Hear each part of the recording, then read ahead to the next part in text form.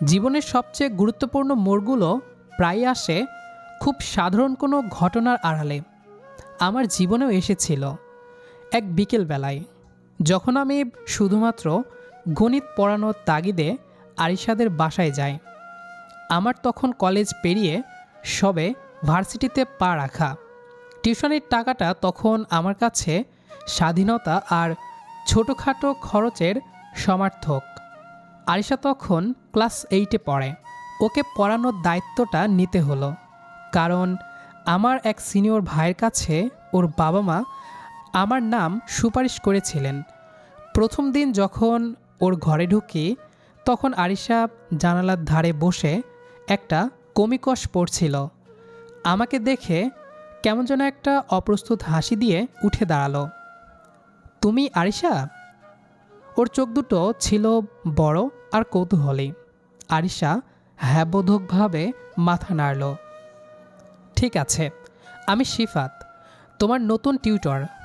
অঙ্ক নিয়ে খুব সমস্যা, তাই না? আরিশা মাথা চুলকে বলল, অঙ্ক আমার মাথায় ঢোকে না স্যার, সব কেমন যেন ভুতুড়ে লাগে। আমি টেবিলের দিকে হেঁটে গেলাম। ওর নোটবুকগুলো দেখলাম।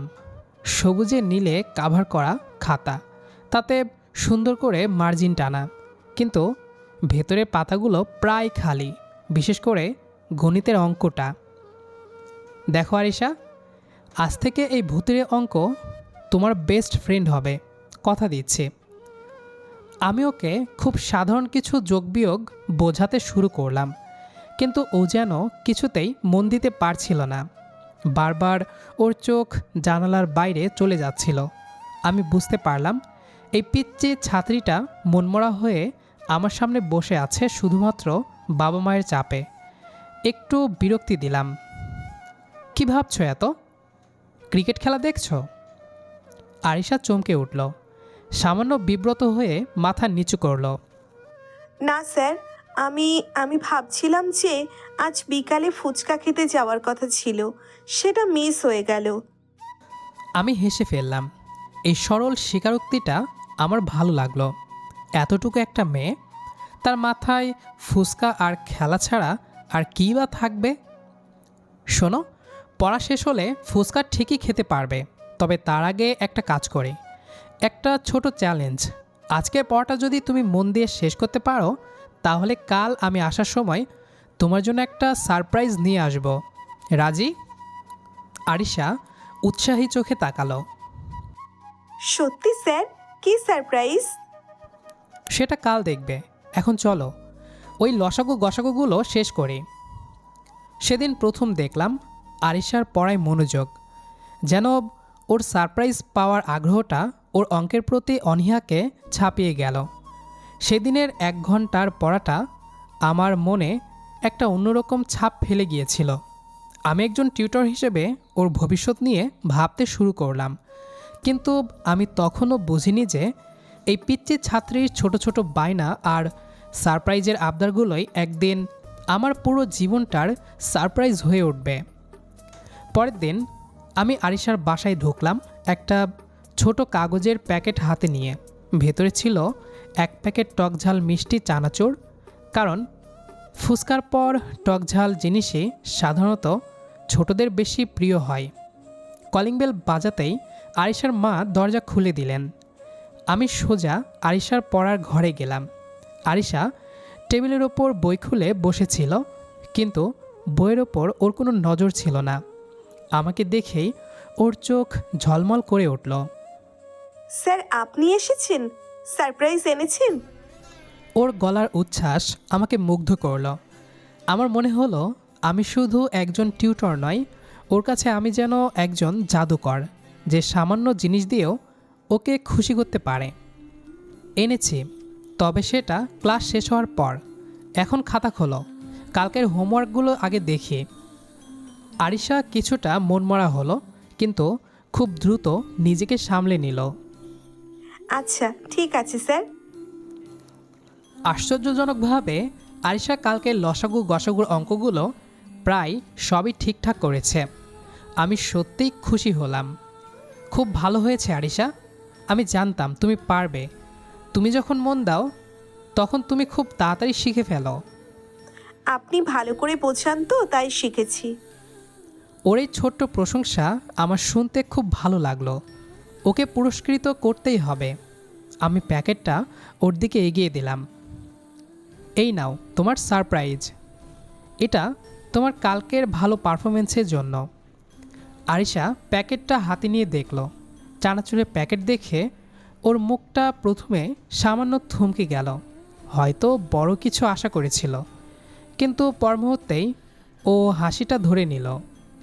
ও, চানাচুর আমার খুব প্রিয়, কিন্তু এটা কি ক্লাস শেষ করে খাবো? অবশ্যই, এটা তোমার জন্য পুরস্কার। আর একটা কথা, এই সপ্তাহে তুমি যদি সমস্ত অঙ্ক ভালো করে করতে পারো, তাহলে পরের সপ্তাহে তোমাকে আমি নিজে আমার বাইকে করে নিয়ে গিয়ে ফুচকা খাওয়াবো।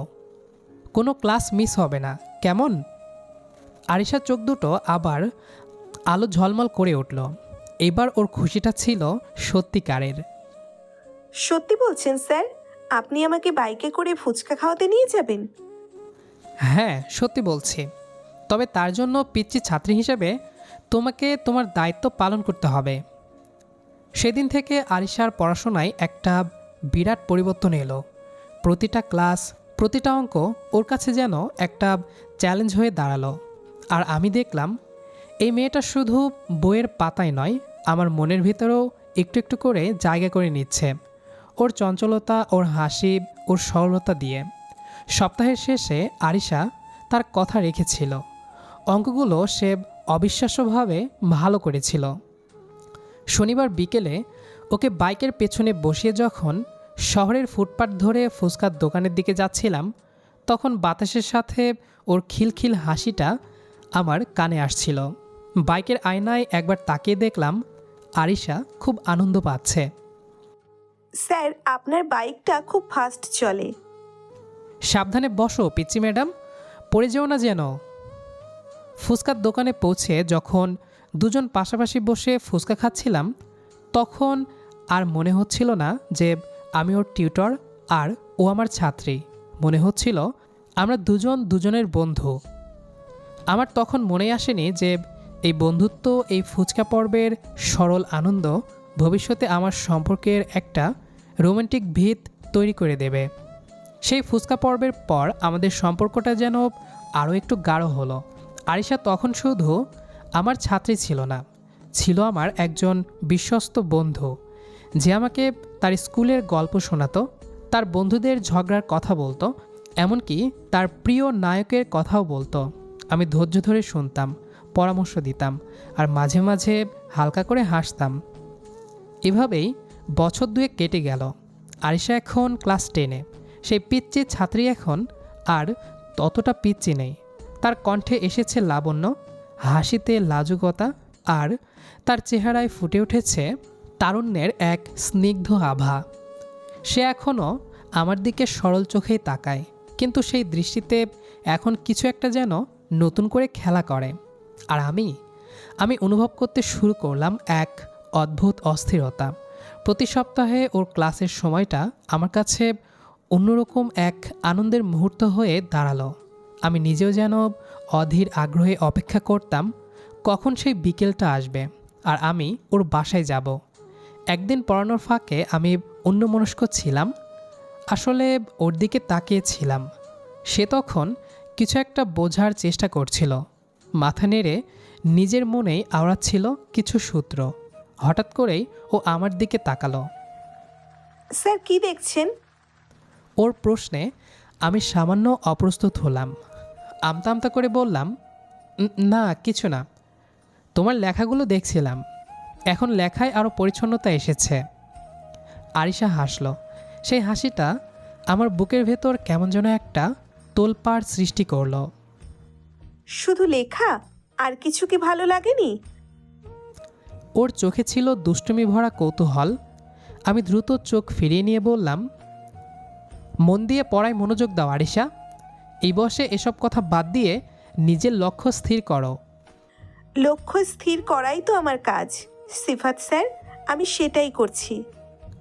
ওর এই সরাসরি কথাগুলো আর আমার নাম ধরে হঠাৎ করে সিফাত স্যার বলায় আমার হৃৎপিণ্ড যেন দ্রুত তালে চলতে শুরু করলো।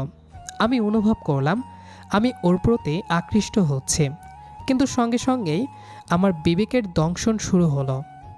আমি তখন নিজেই নিজেকে জিজ্ঞেস করছি, এ কি করছিস সিফাত? ও তোর ছাত্রী, ওর বয়স কম। এই অনুভূতিগুলো শুধু ভ্রম। তুই একজন শিক্ষক আর ওকে পড়ানোর দায়িত্ব নিয়েছিস। এই সম্পর্ক কোনোভাবেই স্বাভাবিক বা গ্রহণযোগ্য হতে পারে না। আমি নিজের মনকে শত চেষ্টা করেও বোঝানোর চেষ্টা করতাম। যখনই আরিশার সঙ্গে কোনো মিষ্টি মুহূর্ত কাটত, তখনই নিজেকে কঠোরভাবে শাসন করতাম। ক্লাসের সময় আমি আরও গম্ভীর হয়ে গেলাম। আমার হাসি কমে গেল, কথার সুর হলো আরও সংযত। আরিশা বোধ হয় আমার এই পরিবর্তনটা লক্ষ্য করেছিল। একদিন ক্লাস শেষে ও আমাকে জিজ্ঞেস করলো, স্যার, আপনি কি আমার ওপর রেগে আছেন? আপনি আজকাল খুব কম কথা বলেন। আমি বললাম, না, রাগ করিনি। তোমার বোর্ড এক্সাম সামনে, তাই আমি চাইছি তুমি আরও বেশি সিরিয়াস হও। তোমার প্রতি আমার দায়িত্ব আছে। আমার দায়িত্বটা আমি বুঝি স্যার, কিন্তু আমি বুঝতে পারছি আপনি নিজেকে দূরে সরিয়ে নিচ্ছেন। আপনি কি মনে করেছেন আমি এখনো খুব পিচ্ছি ছাত্রী, যে কোনো কিছু বুঝবো না? ওর কথায় একটা চাপা অভিমান ছিল।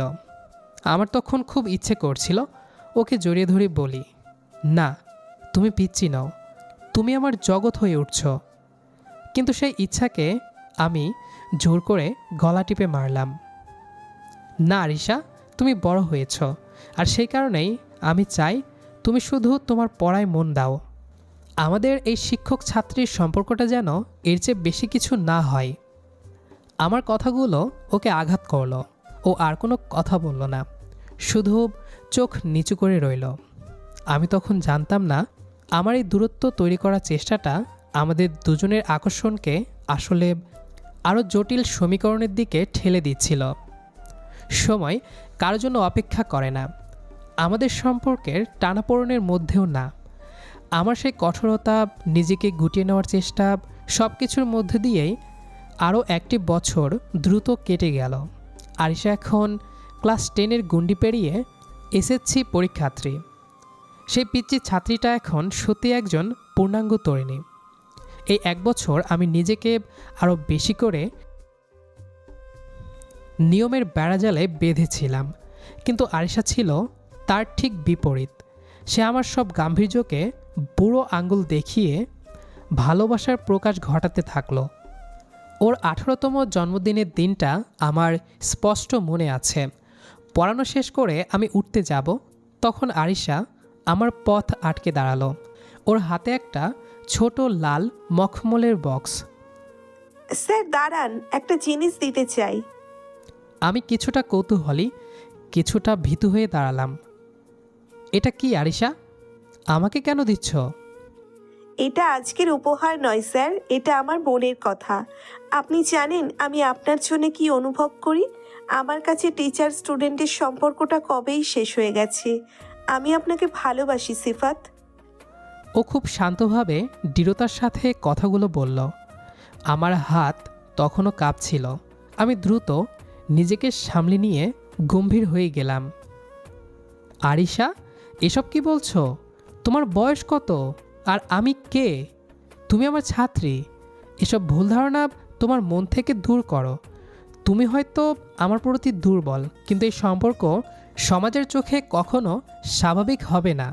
আমি তোমার শিক্ষক, এর চেয়ে বেশি কিছু না। আমি ওর হাত থেকে বক্সটা না নিয়েই ঘর থেকে দ্রুত বেরিয়ে এসেছিলাম। আমার ভেতরের অনুভূতিগুলো চিৎকার করছিল, কিন্তু আমি যুক্তির কাছে মাথা নোয়াতে বাধ্য হলাম। এরপর থেকে আরিশা মাঝে মাঝে আমাকে তার ভালোবাসার কথা বলতো, কখনো ইশারায়, কখনো সরাসরি। আমি কেবল নীরব থাকতাম, নিজেকে বোঝাতাম ও আবেগপ্রবণ হয়ে এসব বলছে। এই পিচ্চি ছাত্রীটা হয়তো প্রথম প্রেমে পড়েছে, আর শিক্ষক হিসেবে আমি তার প্রথম পছন্দ হয়ে উঠেছি। এভাবেই একসময় আরিশার এসএসসি পরীক্ষা চলে এলো। আমি ওকে শেষ মুহূর্তের প্রস্তুতিতে সাহায্য করলাম। আরিশা খুব মন দিয়ে পরীক্ষা দিল। পরীক্ষার পর যেদিন আমাদের শেষ ক্লাস ছিল, আসলে আমার পড়ানোর মেয়াদ শেষ হলো। সেদিন পড়ানো শেষে আমি ওর বাবা মায়ের সঙ্গে দেখা করে বের হচ্ছিলাম। আমার ভেতরে একটা মিশ্র অনুভূতি কাজ করছিল। একদিকে স্বস্তি, কারণ এই কঠিন টানাপোড়েনের থেকে মুক্তি পাচ্ছি। অন্যদিকে একটা চাপা কষ্ট, কারণ এই চঞ্চল মেয়েটি হয়তো আর নিয়মিত দেখতে পাবো না। দরজার কাছে আসতেই আরিশার মা আমাকে ডাকলেন। বাবা শিফাত, একটু শোনো। আমি দাঁড়ালাম। তুমি তো এই বাড়ির একজন সদস্যের মতো হয়ে গেছো। কাল আমাদের বাড়িতে ছোট্ট একটা অনুষ্ঠান আছে। আরিশার বাবার কয়েকজন ঘনিষ্ঠ বন্ধু আসবেন। আমরা চাই তুমি তোমার বাবা মাকে নিয়ে কাল সন্ধ্যায় এসো। আমার বিশেষ করে তোমাকে দরকার। আমি অবাক হলাম। তাদের পারিবারিক অনুষ্ঠানে আমাকে সপরিবারে আমন্ত্রণ? জি আন্টি, অনুষ্ঠান? কিসের অনুষ্ঠান? আরিশার মা হাসলেন। সেই হাসিতে একটা রহস্য ছিল। এসো বাবা, তাহলেই দেখতে পাবে। তোমার বাবা মাকে অবশ্যই নিয়ে আসবে। আশা করি তারা না করবেন না। আমি মাথা নেড়ে সম্মতি জানালাম, কিন্তু ভেতরে ভেতরে একটা অদ্ভুত সংশয় নিয়ে বাড়ি ফিরলাম। কিসের অনুষ্ঠান? কেন এত জোর করে আমাকে বাবা মা সহ যেতে বলছেন? আমার কেন যেন মনে হতে লাগলো কালকের এই সন্ধ্যাটা আমাদের শিক্ষক ছাত্রী জীবনের শেষ দিন নয়, বরং একটা নতুন অধ্যায়ের সূচনা হতে চলেছে। আমি কি তবে সেই পিচ্চি ছাত্রীর ভালোবাসাকে এড়িয়ে যেতে পারবো? পরের দিন সন্ধ্যায় আমি বাবা মাকে নিয়ে আরিশাদের বাসায় পৌঁছালাম। আমার ভেতরে তখন তীব্র কৌতূহল আর এক ধরনের অজানা আশঙ্কা কাজ করছিল। বাবা মা খুব খুশি ছিলেন, কারণ তারা আরিশার বাবা মাকে আগে থেকেই চিনতেন এবং আরিশাকে তারা খুব স্নেহ করতেন। ড্রয়িং রুমে আরিশার বাবা মা, আরিশা এবং তাদের কিছু ঘনিষ্ঠ আত্মীয় উপস্থিত ছিলেন, কিন্তু সেখানে কোনো বড় অনুষ্ঠানের আবহ ছিল না, বরং একটা ঘরোয়া আন্তরিক পরিবেশ ছিল। আরিশা একটা হালকা বেগুনি রঙের সালোয়ার কামিজ পরেছিল। ওকে দেখে মনে হচ্ছিল সে আজ আরও বেশি শান্ত আর লাজুক। আমার দিকে একবার তাকিয়েই দ্রুত চোখ নামিয়ে নিল। সেই চোখে আমি আর আগের মতো দুষ্টুমি দেখিনি, দেখেছি এক গভীর প্রত্যাশা। বাবা মায়ের বসার পর মিনিট 10 হালকা আলাপ আলোচনা চলল। স্কুলের পড়াশোনা, আমার কলেজের দিনকাল খুবই স্বাভাবিক ছিল। আমি ভাবছিলাম কিসের অনুষ্ঠান এটা। হঠাৎ করে আরিশার মা আলোচনায় রাশ টানলেন। তিনি সোজা আমার বাবা মায়ের দিকে ফিরলেন।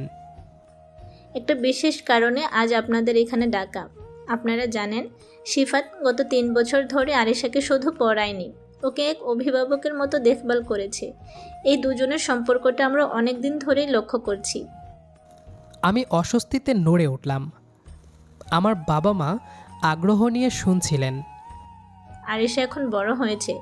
ও এখন আমাদের সেই পিচ্ছি ছাত্রী নেই। আর ওর জীবনের সবচেয়ে গুরুত্বপূর্ণ একজন মানুষ হলো শিফাত।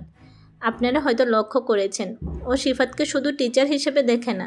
আর আমরাও মনে করি শিফাতের মতো দায়িত্বশীল, গুণী একটা ছেলে আরিশার জন্য এর চেয়ে ভালো সঙ্গী আর হতে পারে না।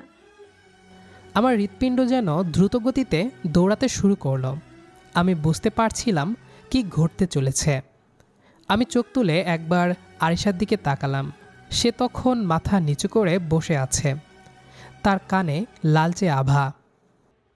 আমরা আরিশার বাবা মা হিসেবে শিফাতের কাছে আরিশার বিয়ের প্রস্তাব নিয়ে এসেছি। আমরা জানি আরিশা এখনও কিছুটা ছোট, তাই আমরা এখনই বিয়ে দিতে চাই না। আমরা চাই আপাতত শুভ কাজটা সেরে রাখা হোক। আপনারা যদি রাজি থাকেন তাহলে আজই শিফাত আর আরিশার এঙ্গেজমেন্ট করিয়ে রাখা হোক। তারপর শিফাতের পড়া শেষ হলে বা আরিশার উচ্চশিক্ষা শুরু হলে আমরা ধুমধাম করে বিয়ে দেব। এই কথাগুলো আমার মাথায় যেন বোমার মতো ফেটে পড়ল। আমি পুরাই অবাক। এ কি হচ্ছে?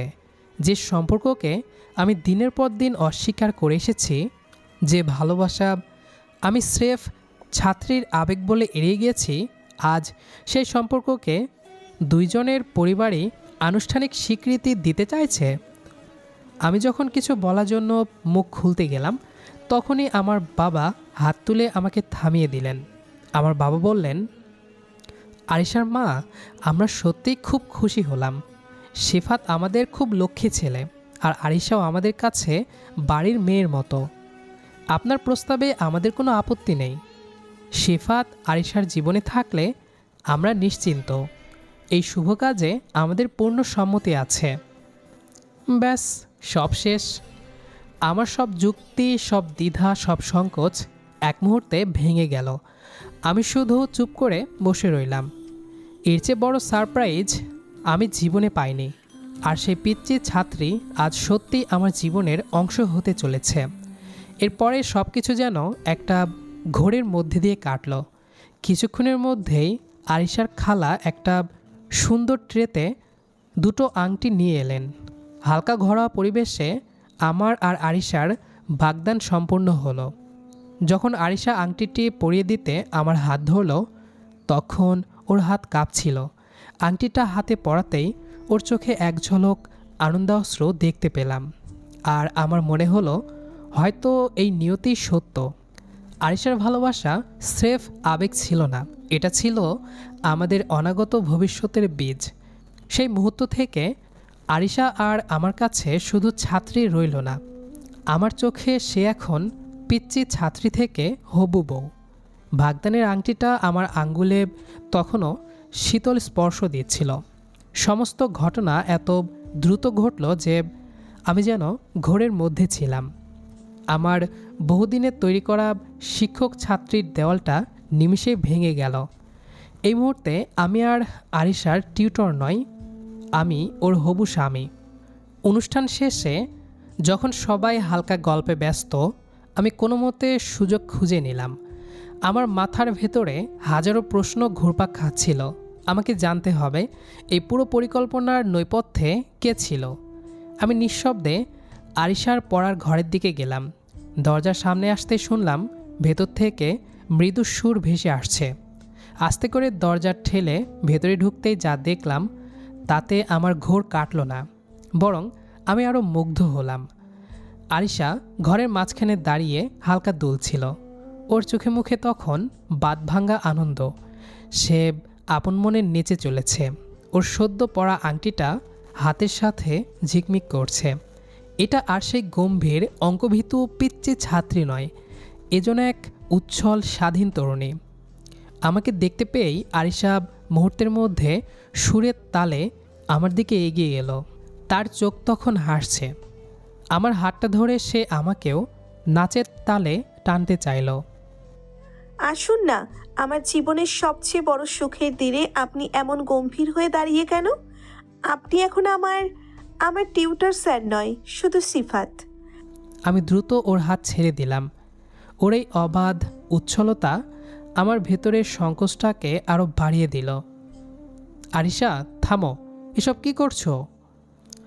আমি ওর হাতটা ধরে ডান্সিং ফ্লোর থেকে নামিয়ে আনলাম।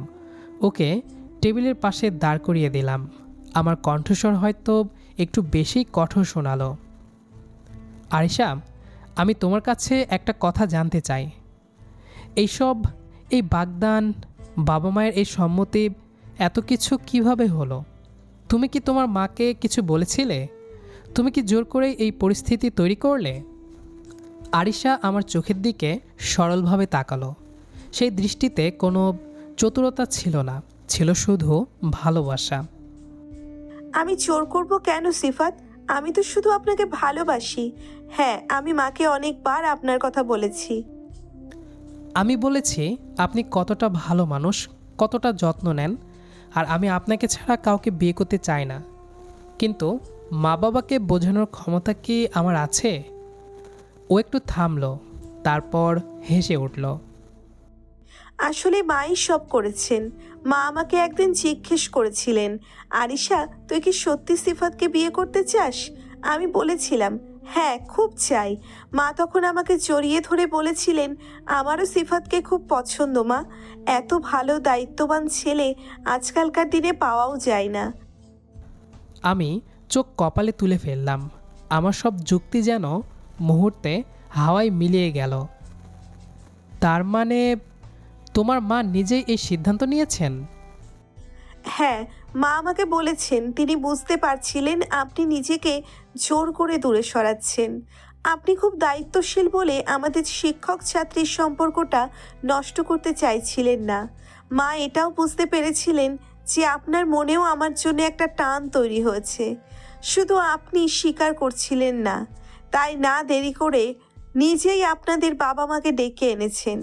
মা বললেন, ভালো জিনিস হাতের কাছে থাকতে কেন শুধু শুধু ভয় পেয়ে দূরে যেতে হবে? আরিশা এবার আমার হাত দুটো ধরল। মা বলেছেন আপনি একজন সৎ মানুষ, আর আমি আপনার এই পিচ্ছি ছাত্রী, আমিও আপনাকে একই সত্যতা নিয়ে ভালোবাসি। তখন তো সব বাঁধন ঘুচে গেল, এখন আর ভয় কিসের? ওর সরল স্বীকারোক্তি আর ওর মায়ের প্রতিজ্ঞাপূর্ণ সিদ্ধান্ত শুনে আমি স্তব্ধ হয়ে গেলাম। হয়তো এটাই নিয়তি যে পিচ্চি ছাত্রীটার খাতা নিয়ে আমি গম্ভীর মুখে অঙ্ক বুঝিয়েছি। আজ তার হাত ধরেই আমার জীবনের নতুন এক সমীকরণ শুরু হলো। তো দর্শক, দীর্ঘ 2 বছর পর আবার ফিরে আসলাম। আপনাদের যে আর তর্স হয়েছে না আমি জানি, কিন্তু কি করব, আমাদের বাগদানের পর সেই 2টি বছর ছিল আমার জীবনের সবচেয়ে সুন্দর কিন্তু একই সাথে কঠিন সময়। বাগদান হলেও আমি তখনও আরিশার কাছে ছিলাম একজন স্যার, তবে এখন আর গম্ভীর নয়, বরং ভালোবাসার মানুষ। আমরা দুজন দুজনের স্বপ্ন পূরণের দিকে এগিয়ে যাচ্ছিলাম। আমি ততদিনে বিসিএস দিয়ে একটা সরকারি ভালো চাকরি পেয়ে গেছি, আর আমার সেই পিচ্চি ছাত্রীটা এখন আর শুধু ক্লাস 9-10-এর বইয়ে মুখ গুজে নেই, সেও এখন বিশ্ববিদ্যালয়ের প্রথম বর্ষের ছাত্রী। স্বপ্নের পথে তার প্রথম পা রেখেছে। আসলে আমি চেয়েছিলাম বিয়েটা আরও কিছুদিন পরে হোক, চেয়েছিলাম আরিশা অন্তত গ্র্যাজুয়েশনটা শেষ করুক, কিন্তু আরিশা এবার আর আমার কথা শুনল না। তার স্পষ্ট ঘোষণা ছিল, সিফাত, তুমি টিউটর থাকতেও আমার অপেক্ষায় ছিলে, 2 বছর ধরে বাগদত্তাও রইলে, এখন আর একটা দিনও অপেক্ষা নয়? আমার স্বপ্নের পুরুষ যখন হাতের নাগালে, তখন আর দেরি কিসের? আমি এখন শুধু তোমার রোমান্টিক বউ হতে চাই। স্যার, এই জেদ আর ভালোবাসার কাছে আমি হার মানতে বাধ্য হলাম। 2 বছর আগে যে পরিবার স্বেচ্ছায় আমাদের সম্পর্ক মেনে নিয়েছিল, তারা এবারও পিছুপা হলো না। আজ সেই মাহেন্দ্র খন, আজ আমার আর আরিশার বিয়ে। পবিত্র ইসলামী শরীয়ত মোতাবেক আকদ এবং অন্যান্য সকল আনুষ্ঠানিকতা শেষ হলো। বিয়ের সাদা শেরওয়ানি আর মাথায় পাগড়ি পরে যখন আমি আরিশার পাশে বসেছিলাম, তখন আমার বারবার মনে হচ্ছিল এই জীবনটা একটা কল্পকাহিনী। যে মেয়েটিকে আমি অঙ্ক শেখাতাম, পরীক্ষার ভয় দেখাতাম, আজ সে আমার পাশে আমার জীবন সঙ্গিনী হিসেবে বসে আছে।